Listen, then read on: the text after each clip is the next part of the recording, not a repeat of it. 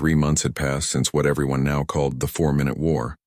The galaxy was still adjusting to the new reality. Some species adjusted faster than others. The Kepler Belt had become a model of peace.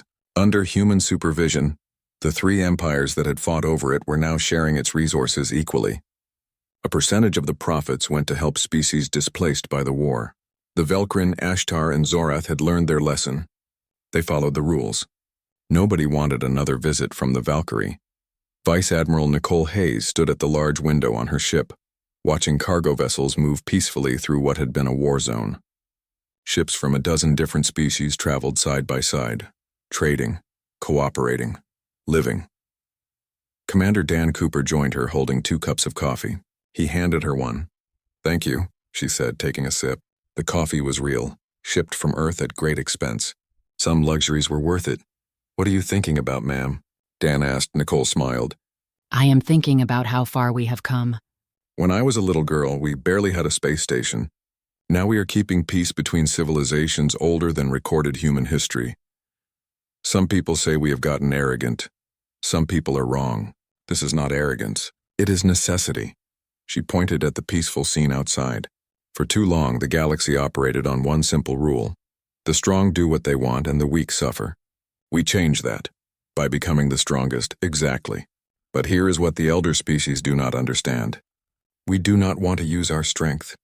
Every day the Valkyrie sits here without firing a shot is a good day. Peace is the goal. Not conquest, not empire building, just peace. Her communicator beeped.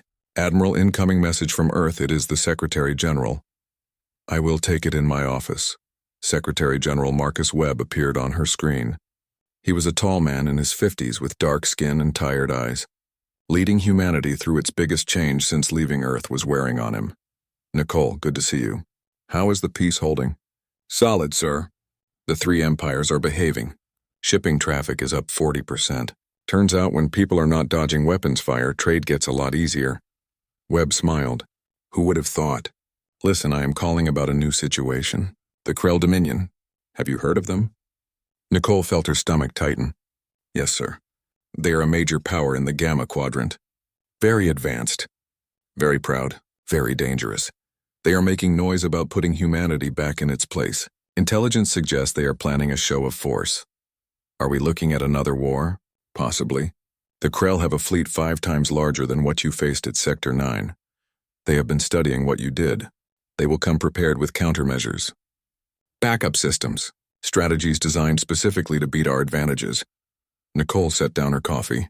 "So it will not be 4 minutes this time. No, it might be a real fight. Can your crew handle it?" Nicole thought about her people. Chief Paul Stewart, who kept the Impossible engines running. Lisa Grant and the communications team.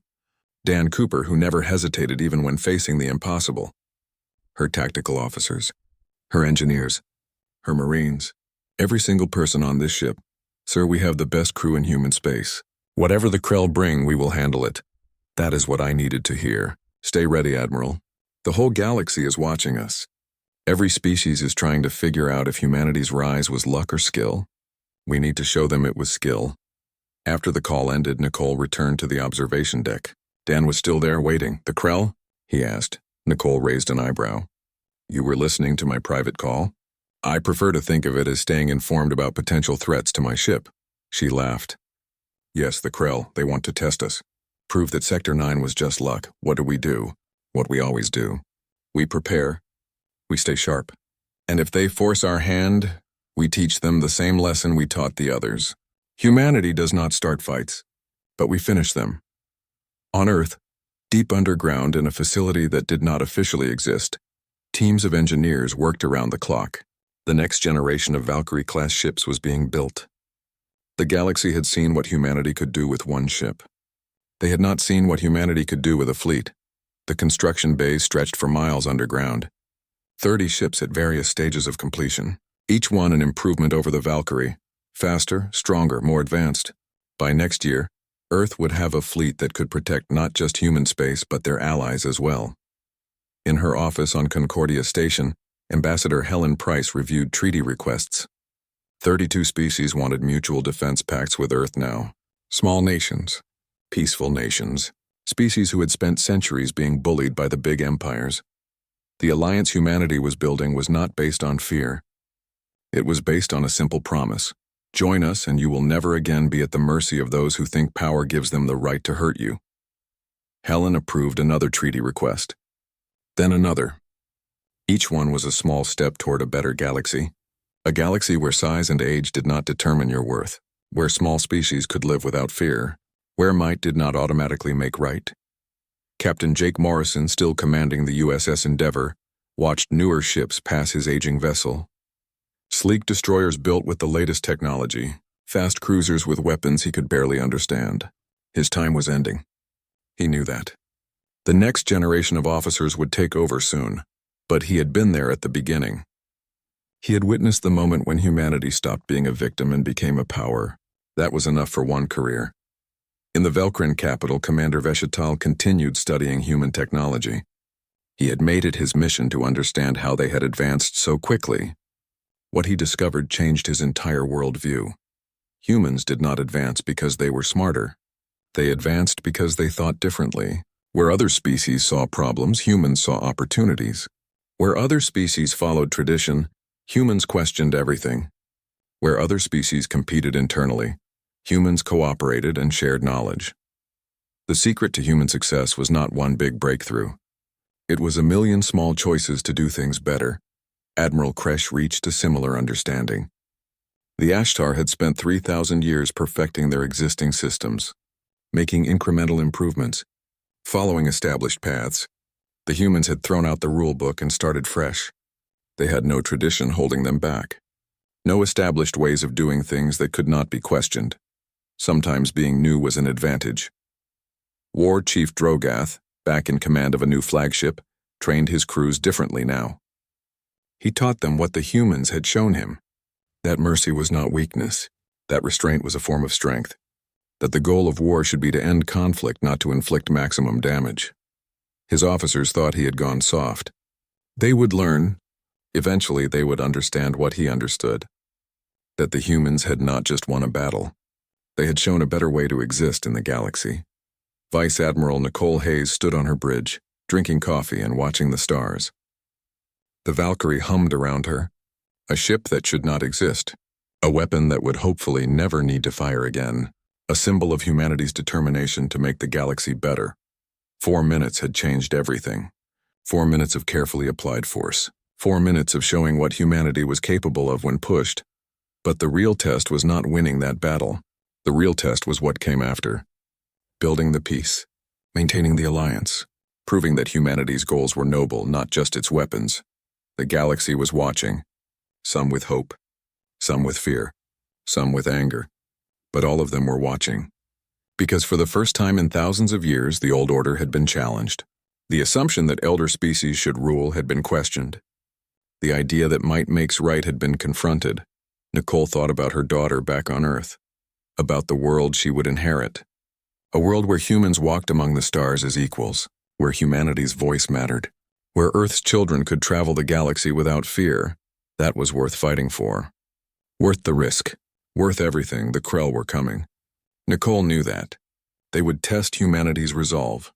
They would try to prove that Sector 9 was a fluke. They would bring their best weapons, their finest tactics, their strongest warriors. And humanity would be ready, because humans had spent 10,000 years learning how to survive, how to adapt, how to overcome challenges that should have destroyed them.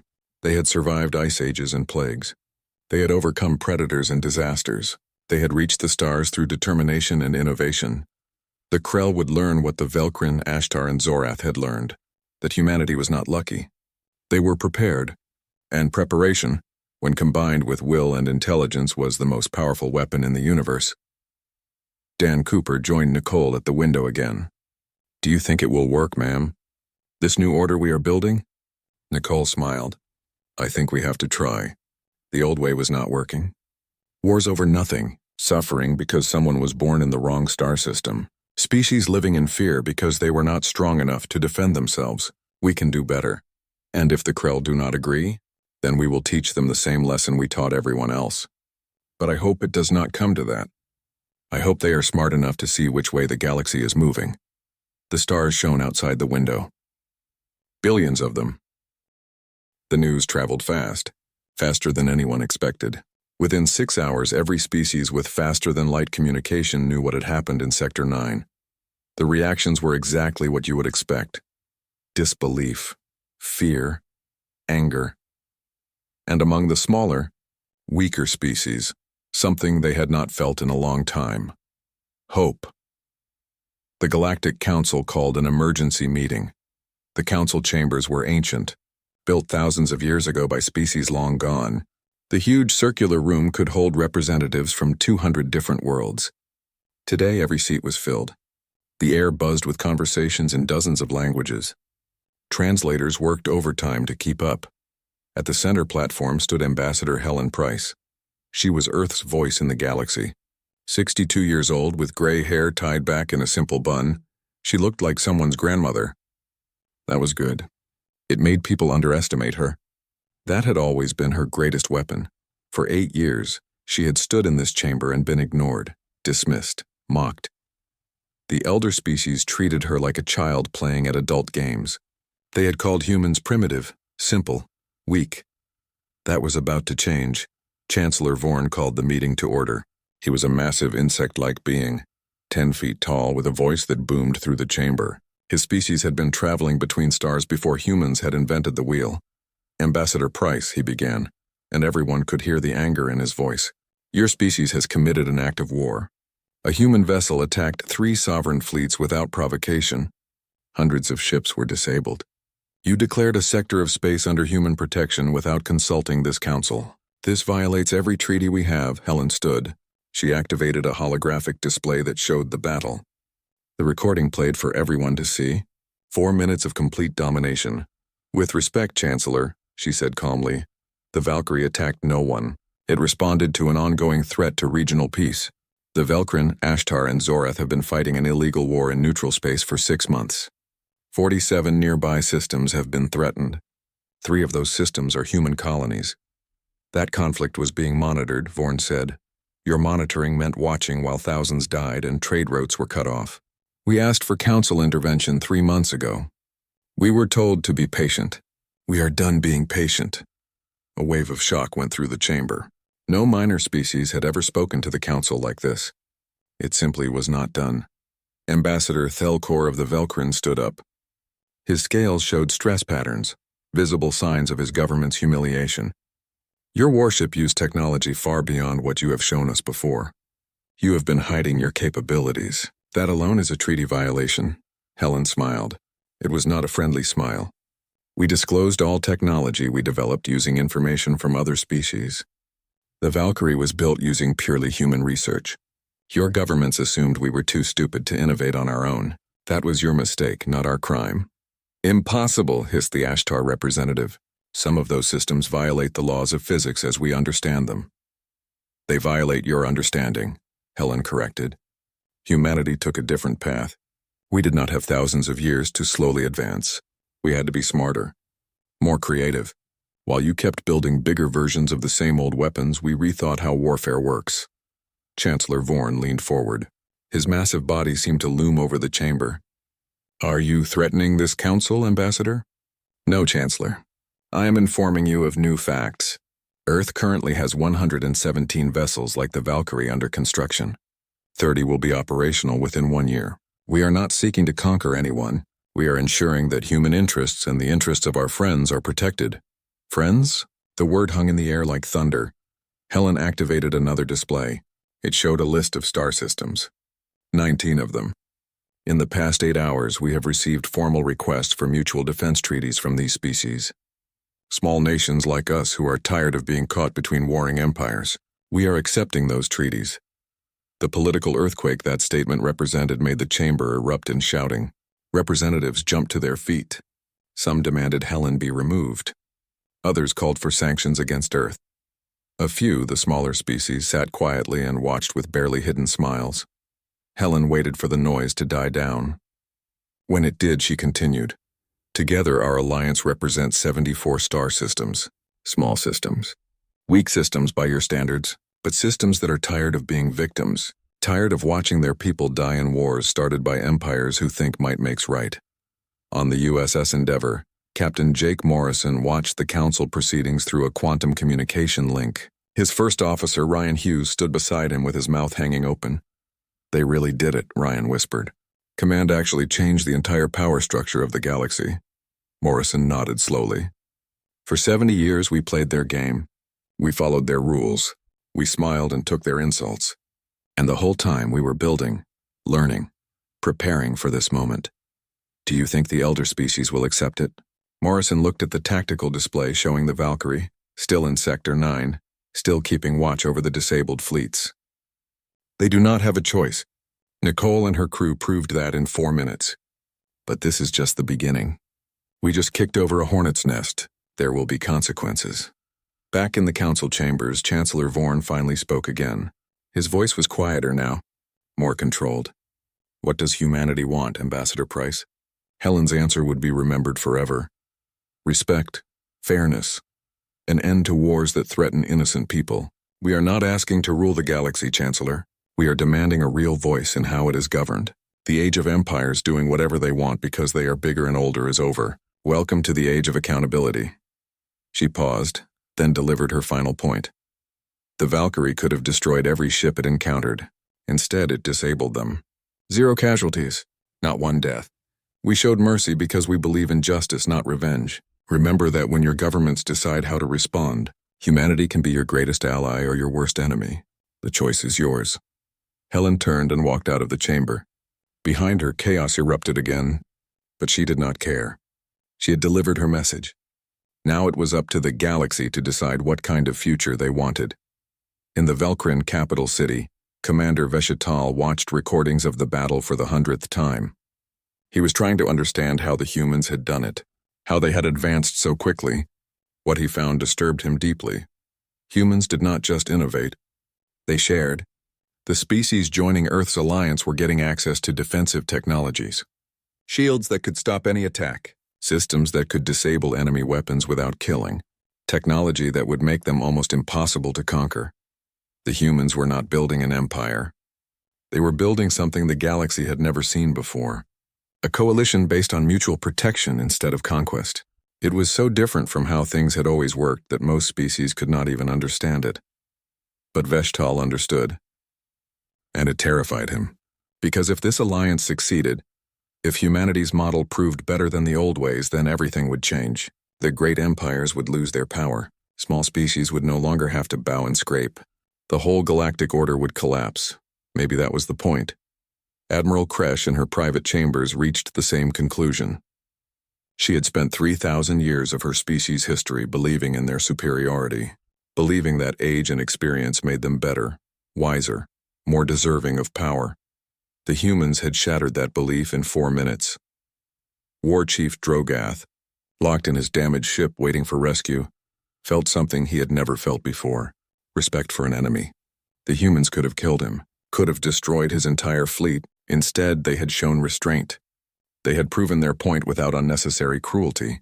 That was true strength. The kind his species had always claimed to value but never really understood. Vice Admiral Nicole Hayes stood on the bridge of the Valkyrie, drinking coffee and watching recovery operations. Human ships were helping disabled alien vessels, providing power, giving medical aid, making sure everyone survived. "Ma'am, the Secretary General is calling," Dan Cooper said. Nicole smiled. "Tell him the mission was a success. Sector 9 is secure, and the galaxy just learned that humanity is not going anywhere." The Valkyrie moved through space like a ghost. No, not a ghost. Ghosts were not this terrifying. This was something worse. Something that could see you, touch you, and shut you down before you even knew it was happening. The Ashtar tried everything they knew. They sent wave after wave of fighters, small and fast, designed to overwhelm larger ships with numbers. 200 fighters launched at once, their pilots screaming battle cries in their native language. The Valkyrie did not even slow down. It released a single pulse of electromagnetic energy. The waves spread out like ripples in water. Every fighter it touched went dark. Navigation systems died. Weapon controls stopped responding. The fighters spun helplessly through space, their pilots alive but completely unable to fight. "Recovery teams, get those pilots," Nicole ordered. "I want them picked up safely." "Ma'am, are we really going to rescue enemy pilots?" Dan Cooper asked. "We disabled them. They are our responsibility now. Besides, I want them to go home and tell everyone what happened here today. The Velkrin tried to run. Veshital, sitting in his dark and powerless flagship, ordered his remaining ships to activate their faster-than-light drives and escape. It was the smart move. Live to fight another day, but their engines would not start. Commander, we cannot engage the warp drive, Teshkan reported. Something is preventing it. The space around us has been altered. We are trapped here. Veshital understood then. The humans were not just defeating them. They were making it impossible to even try to escape. This was not a battle. It was a lesson being taught to students who had no choice but to learn. War Chief Drogoth made one last, desperate move. He ordered the launch of planet-killer missiles. These were weapons banned by every galactic treaty, weapons so powerful they could crack a world in half. He figured if he could not win, he would at least make the humans pay a terrible price. The missiles launched. Massive, powerful, heading straight for the Valkyrie. They vanished. One moment they were there on the sensors, the next moment they were gone. Not destroyed, not intercepted, just gone, as if they had never existed. 5 seconds later, a tight beam transmission hit the Zorath flagship. Only Drogoth could hear it. Nicole Hayes' voice was cold as ice. Use of prohibited weapons has been noted and will be reported to the Galactic Council. Deploy another illegal weapon and I will not disable your ship. I will destroy it. Are we clear, War Chief? For the first time in his violent life, Drogoth felt true fear. This human female had just moved missiles across light years of space in an instant. She had power he could not understand, power he could not fight. We surrender, he said quietly. 3 minutes, 50 seconds, Dan Cooper announced from his station. The battlefield was silent now. Of the 400 warships that had been fighting, 372 were dead in space. No power, no weapons, no engines. But every crew was alive. 28 ships, the smart ones, had already surrendered. They had powered down their weapons and were broadcasting white flag signals on all frequencies. Nicole stood from her command chair. She was not a tall woman, barely 5.5 feet, but she carried herself like a giant. Open a channel.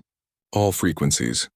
I want everyone to hear this. When she spoke, her words carried across the battlefield to every ship, every crew member, every commander who had thought humans were weak.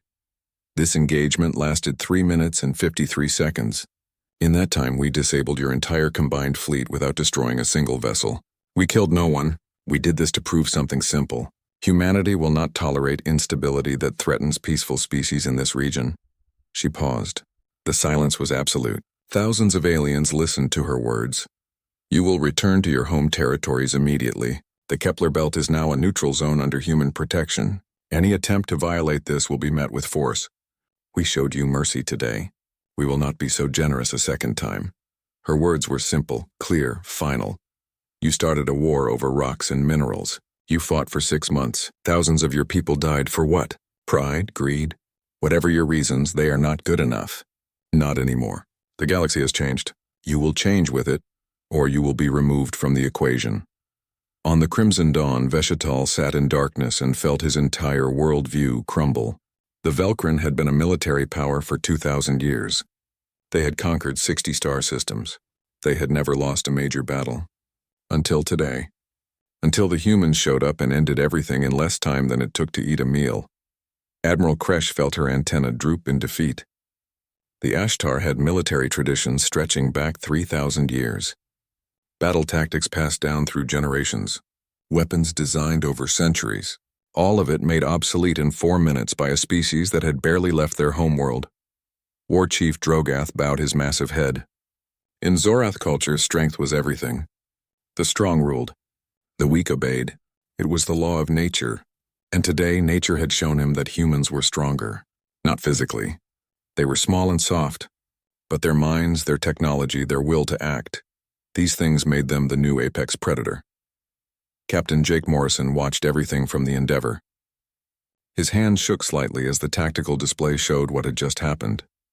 400 warships defeated in under 4 minutes. Not destroyed. Defeated. There was a difference, Captain. What do we do? Lisa Grant asked. Morrison let out a long breath. We do our jobs. We help with the recovery effort. And we report back to Earth that the Valkyrie performed exactly as designed. Sir, the galaxy is going to panic when they hear about this. Good, Morrison said quietly. Maybe panic will make them think twice before starting stupid wars. On the Valkyrie, Nicole walked through the corridors of her ship. Crew members saluted as she passed. She returned each salute with precise military courtesy. These men and women had trained for 2 years on this vessel. They had run simulation after simulation. They had prepared for this moment, and when the moment came, they had been perfect. She found Chief Paul Stewart in engineering, checking power systems. The older man looked up and grinned when he saw her. "Ma'am, I have to say that was beautiful. Those alien ships never knew what hit them." "How are our systems?" Nicole asked. "Running at 98% efficiency. We used less than 30% of our available power." "Ma'am, we could have fought 10 times as many ships and still won easily." Nicole nodded. That was both good news and terrifying news. Good because it meant Earth was safe. Terrifying because it meant humanity now had the power to reshape the galaxy by force. Keep everything running smooth. "Chief, something tells me this was just the opening act." Back on Earth, in the secret facility where the Valkyrie had been built, news of the battle arrived. Scientists and engineers who had spent 20 years working on the project watched the battle recordings with tears in their eyes. It had worked, all of it. Every crazy theory, every impossible design, every system that should not exist according to known physics. It all worked. The Valkyrie was not just a ship. It was proof that humanity could compete with species that had thousands of years head start. It was proof that being new did not mean being weak. It was proof that humans, when they put their minds to something, could achieve the impossible. In the Galactic Council chambers, emergency alarms were ringing. News of Sector 9 was spreading at the speed of light. Ambassadors from 200 species were demanding explanations, making accusations, calling for action. Ambassador Helen Price, Earth's representative, sat calmly in her office and smiled. Let them panic. Let them rage. Let them demand answers. Because now, for the first time since humanity had reached the stars, they would have to listen to what Earth had to say. The age of being ignored was over. The age of being dismissed as primitives was over. The age of watching from the sidelines while bigger powers played their games was over. Humanity had arrived. And they had announced their arrival with 4 minutes that would echo through history. The battle had been going for 14 hours straight when something strange appeared on every sensor screen. At first, everyone thought their equipment was broken. The readings made no sense. Something enormous was pushing against space itself, making waves in reality that should not exist. What is that? Commander Veshtal demanded. His claws gripped the armrests of his chair so hard they left marks in the metal. His science officer, a young Velkrin named Teshikan, worked frantically at his station. His fingers moved across the controls in a blur. "Commander, I am reading a massive distortion in space. Something is coming through what looks like an artificial wormhole. Is it Ashtar reinforcements?" "No, sir. The energy signature does not match anything in our databases. It is something completely new." Across the battlefield, Admiral Kresh got similar reports from her own science team. Her antenna twitched with worry. "Ready all weapons. If whatever comes through that portal shows any hostile intent, I want it destroyed immediately." War Chief Drogath of the Zorath snarled at his crew. "All ships, battle formation. Maximum shields. Charge all weapons." Then it happened. Space tore open like someone had ripped a hole in the universe. Light and energy poured out, making sensors scream warnings across all 3 fleets. And through that impossible opening it came. The ship was unlike anything the gathered aliens had ever seen. It was nearly 2 kilometers long, bigger than most stations. The hull was smooth and dark, made of metal that seemed to absorb light. Strange crystal structures ran along its surface, glowing with inner power. There were no obvious weapons, no visible engines, nothing that made sense according to how ships were supposed to look. The vessel hung in space like a predator studying its prey. Lights along its hull spelled out words in human writing. UNS Valkyrie. "Captain, the Valkyrie is broadcasting," Lisa Grant said from her station on the distant USS Endeavour. Her voice was tight with excitement and fear. Captain Jake Morrison felt his blood turn cold. He had heard rumors about something called the Valkyrie Project, whispers in the halls of Fleet Command, stories about Earth's response to alien aggression. But seeing it here now was something else entirely. The transmission went out on every frequency at once. The voice belonged to a woman, calm and firm. She spoke in every major galactic language simultaneously, though her primary language was English. Attention all vessels in Sector 9. This is Vice Admiral Nicole Hayes of the United Nations starship Valkyrie. You are ordered to stop fighting immediately and return to your home territories. This sector is now under human protection. Your war threatens the stability of this region. You have 3 minutes to comply. This is your only warning. For a moment, nobody said anything. The 3 fleets, which had been locked in combat for 6 months, all stopped shooting. Not because they were scared. Because they were too shocked to believe what they had just heard. Then Veshtal started laughing. His translator barely kept up with the sound. A human ship? A single human ship orders the combined might of 3 empires to retreat? This is insane. Admiral Kresh was more controlled but equally dismissive. Send them a response. Tell them the Ashtar Collective does not take orders from species who were still using chemical rockets when we were colonizing galaxies. War Chief Drogath simply roared his answer. Destroy them! The 3 fleets, united for the first time in months by their shared offense, began targeting the human ship. Over 400 warships, representing the military might of 3 major empires, prepared to turn Earth's bold gamble into debris. They had no idea what they were doing. Aboard the Valkyrie, Vice Admiral Nicole Hayes sat calmly in her command chair.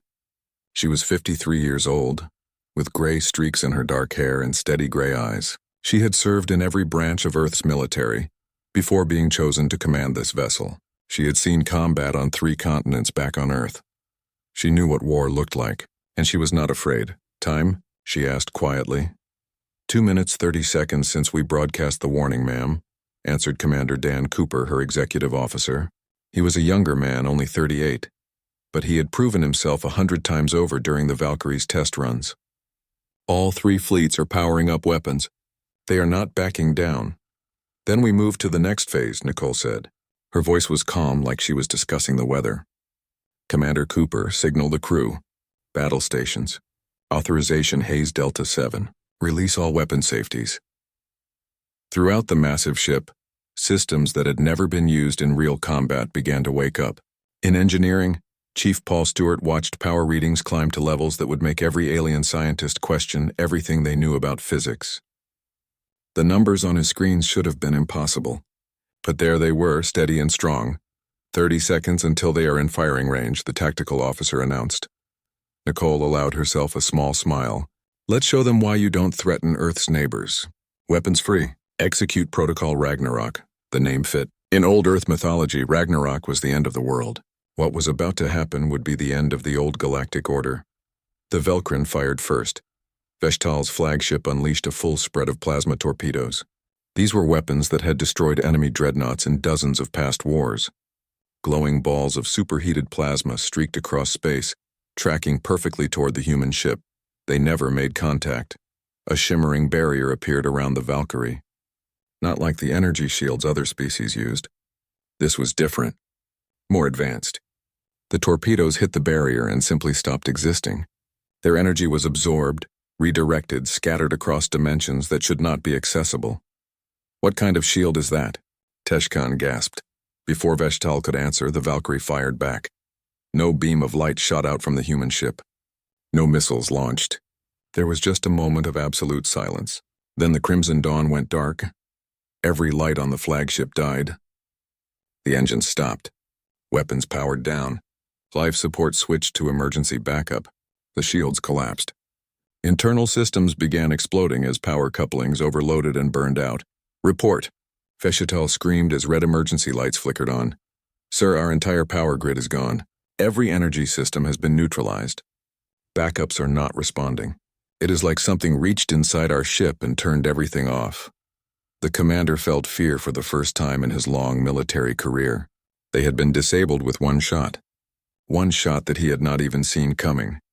The same scene played out across the battlefield, but faster than thought. The Ashtar cruiser wing fired their particle beams, weapons that could cut through standard shields like they were paper. The beams struck the Valkyrie dead center. For a moment, the Ashtar crews cheered, then the beams bounced back. Impossible, Admiral Kresh whispered as her own weapons fire reflected off the human ship and tore through 3 of her destroyers. The vessels exploded in brilliant fireballs, destroyed by their own weapons. "The human ship has adaptive armor," her science officer said, his voice shaking. "It analyzes whatever hits it and changes its molecular structure to deflect it. Admiral, that technology is purely theoretical. It should not exist." The Zorath, who built their reputation on overwhelming force, charged the human ship with 30 heavy cruisers. War Chief Drogath believed in simple tactics. If you could not shoot through something, you rammed it. Mass and momentum always won. The Valkyrie moved. It did not accelerate. It did not turn with visible thrust. It was in one spot, and then it was in another spot 50,000 kilometers away. Instant. Impossible. Real. The Zorath cruisers, unable to change course in time, crashed into each other. 30 ships became a twisted ball of wreckage in seconds. "Quantum displacement drive," Dan Cooper reported calmly. "Working as designed, ma'am." "Time check?" Nicole asked. 1 minute, 40 seconds since we opened fire. Nicole nodded. "Continue the operation." The Valkyrie began moving through the battlefield like death itself had taken physical form. Every 3 seconds, another enemy ship went dark. Power systems died. Weapons stopped working. Engines shut down. But the crews lived. Not a single kill. Not one death. Just complete and total defeat. The space around Sector 9 looked like a battlefield from hell. Hundreds of warships floated in the darkness, firing weapons at each other day after day. The battle had been going on for 6 months and nobody was winning. 3 alien empires were fighting over a belt of asteroids filled with valuable minerals. The Velkrin Dominion wanted it. The Ashtar Collective wanted it. The Zorath Empire wanted it. None of them would back down and none of them could win. So they kept fighting, and their soldiers kept dying. Commander Veshatal stood on the bridge of his flagship staring at the display screen. He was a Velkrin, with red scales covering his body and sharp teeth that showed when he talked. His ship, the Crimson Dawn, was one of the biggest in his fleet. But even with all that power, he could not win this war. "All ships, hold your positions," Vestal said into his communicator. His voice came out as clicks and whistles, but his translator changed it into words other species could understand. On the screen, he could see the enemy ships. The Ashtar vessels looked like giant metal spheres with weapons sticking out in all directions. The Zorath ships were long and dark, built for ramming into enemies at high speed. Together, they had over 400 warships in this small area of space. Across the battlefield, High Admiral Kresh watched the same fight from her command sphere. She was an Ashtar, with a body that looked like a large insect walking on 2 legs. Her species had been fighting wars for 3,000 years. They were good at it. But this battle was different. Nobody could get ahead.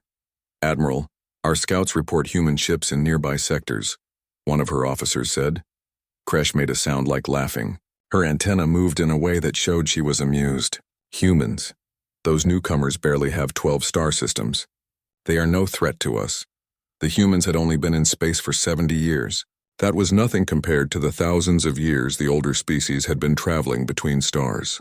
Most aliens thought humans were primitive and weak. Their ships were small. Their weapons were simple. They had never fought in a real war against serious enemies.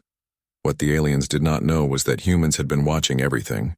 Every battle, every weapon, every trick the older species used. Humans had been studying and learning. They had a saying back on Earth: "Speak softly and carry a big stick."